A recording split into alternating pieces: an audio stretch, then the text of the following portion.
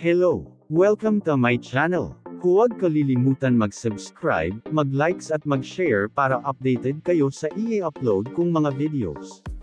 Magaganda ang i-upload kong mga videos dahil ito ay informative, educational and interesting to watch.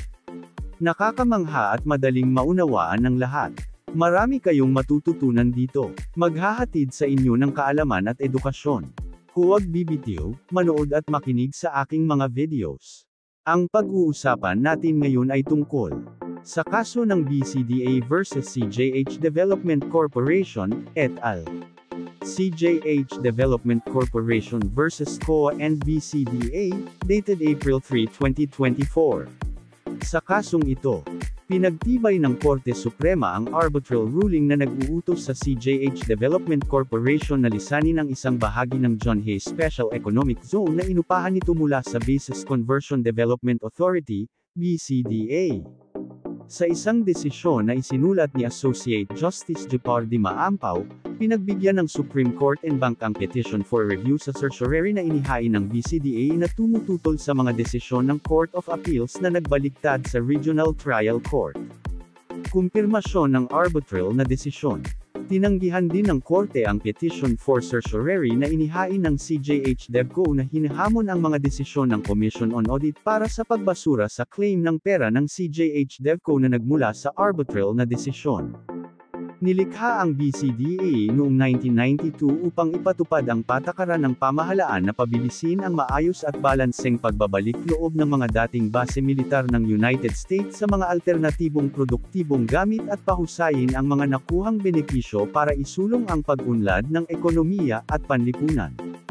Kabilang sa mga kapangyarihan ng BCDA ay ang pagmamay-ari, hawakan, at o pangasiwaan ang ilang dating reserbasyon ng militar ng US, kabilang ang Camp John Hay sa Baguio City.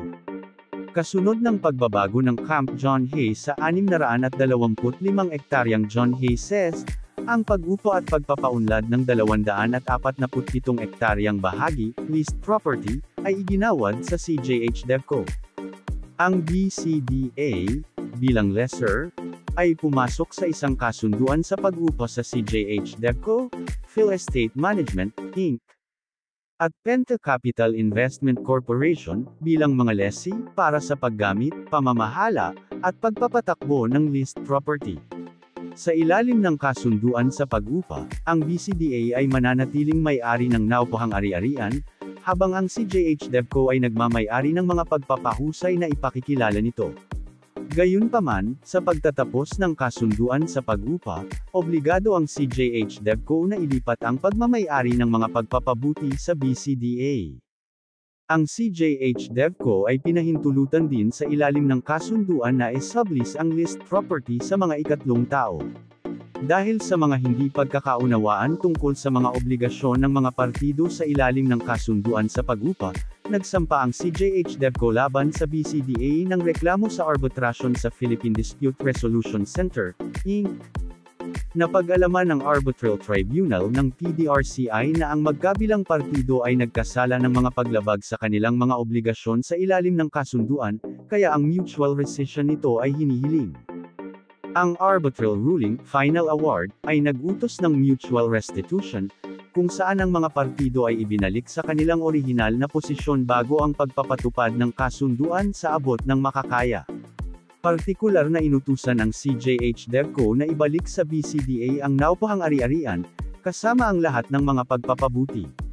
Dapat i-refund ng BCDA sa CJH DevCo ang renta na binayaran na ng huli, na nagkakahalaga ng 1,421,956,052 pesos. Sa isang order, kinumpirma ng RTC ang final award. Nang ang kautusan ay naging penal at executory, ang RTC ay naglabas ng isang writ of execution. Ang paunawa sa pagbakante ay inihatid sa CJH DevCo at sa mga subless nito na sumasakop sa naupuhang ari-arian. Ang BCDA, sa kabilang banda, ay binigyan ng demand na bayaran ng CJH DevCo ng halagang 1,421,956,052 peso sa loob ng 30 araw.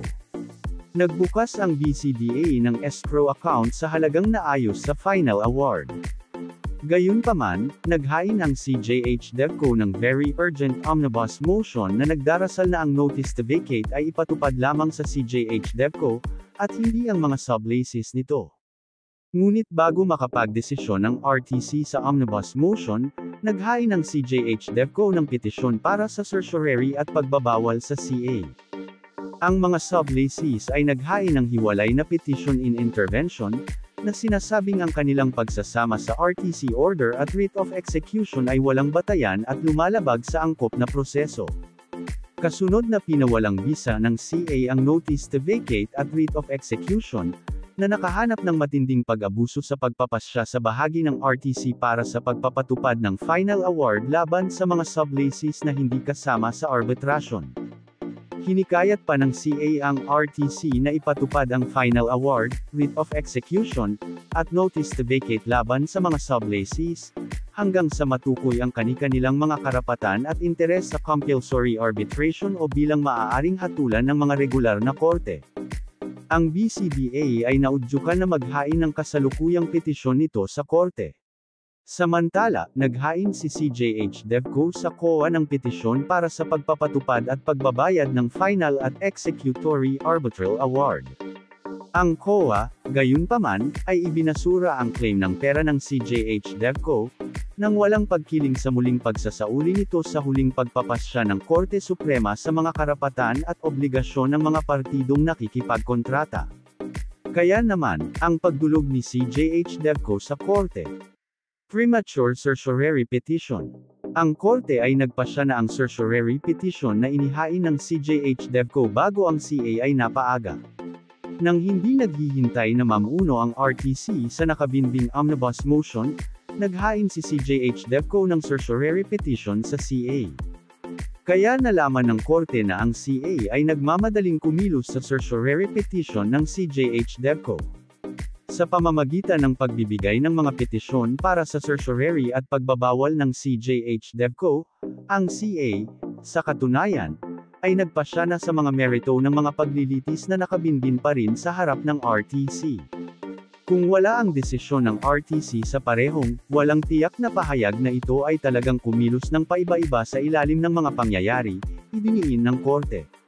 Hanggang dito na lang ang video na ito. Thank you for watching.